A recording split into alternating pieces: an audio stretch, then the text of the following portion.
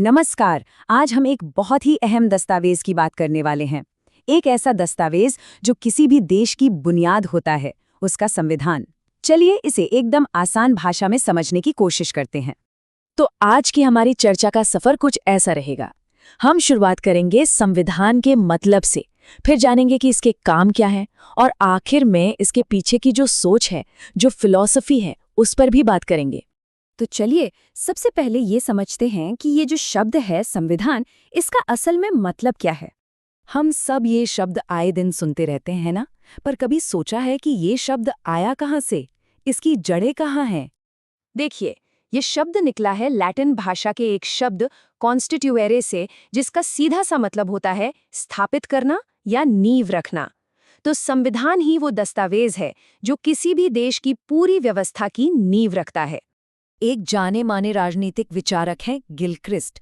उन्होंने इसे कुछ इस तरह समझाया कि संविधान बस उन नियमों का एक संग्रह है जो ये तय करता है कि सरकार कैसे बनेगी और किसकी क्या शक्ति होगी।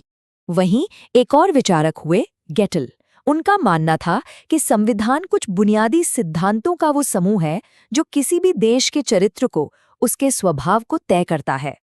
तो बात साफ है, चाहे हम इसे नियमों का सेट कहें या सिद्धांतों का, असल में संविधान ही वो सबसे बड़ा और बुनियादी कानून है।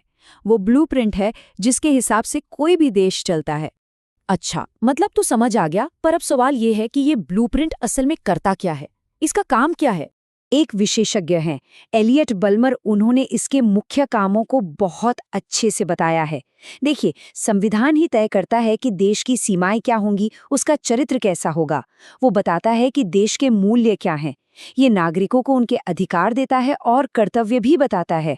और हाँ, सबसे जरूरी काम, ये सरकार बनाता है और उसकी शक्तियों को संतुलित रखता है। लेकिन एक बात है, हर संविधान एक जैसा नहीं होता। तो फिर एक अच्छे और असरदार संविधान में क्या गुण होने चाहिए? आइए इस पर एक नजर डालते हैं। देखिए, एक अच्छे संविधान में कुछ बातें होना बहुत जरूरी हैं। पहली बात, उसकी भाषा एकदम साफ हो, जो सबको समझ आए।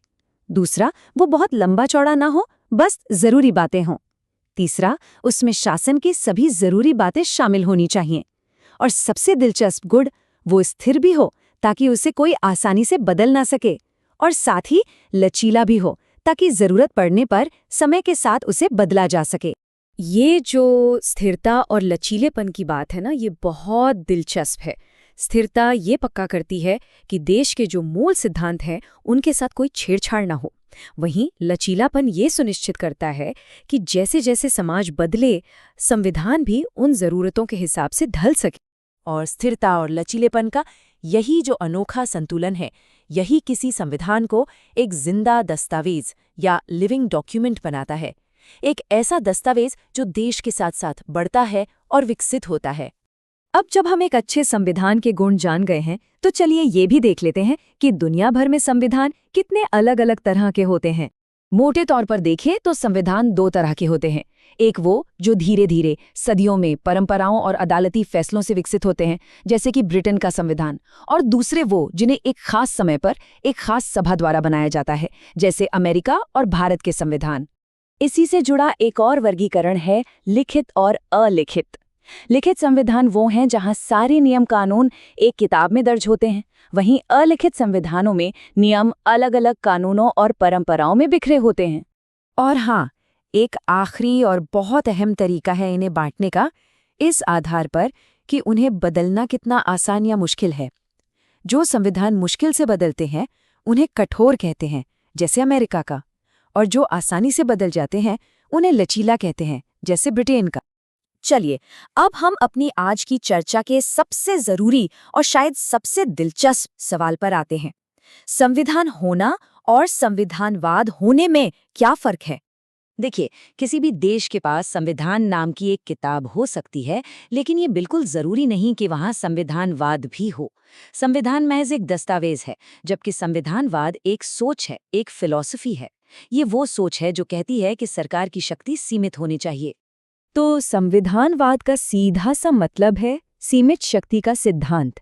ये इस बात को पक्का करता है कि सरकार अपनी मनमर्जी से नहीं, बल्कि कानून और नियमों के दायरे में रहकर ही काम करे, ताकि लोगों की आज़ादी बची रहे। केसी वेयर ने इसे क्या खूब कहा है कि संवैधानिक सरकार का मतलब है वो सरकार जो नियमों से चले, न कि अपनी मर्जी से। यानी ऐसी सरकार जिसकी शक्तियों पर संविधान की लगाम हो। तो ये चर्चा हमें एक बहुत बड़े सवाल के साथ छोड़ जाती है। अगर संविधान एक जिंदा दस्तावेज है जो समय के साथ बदलता है, तो कोई भी समाज ये कैसे पक्का करे कि उसकी आत्मा यानी संविधानवाद का विचार भी हमेशा जिंदा रहे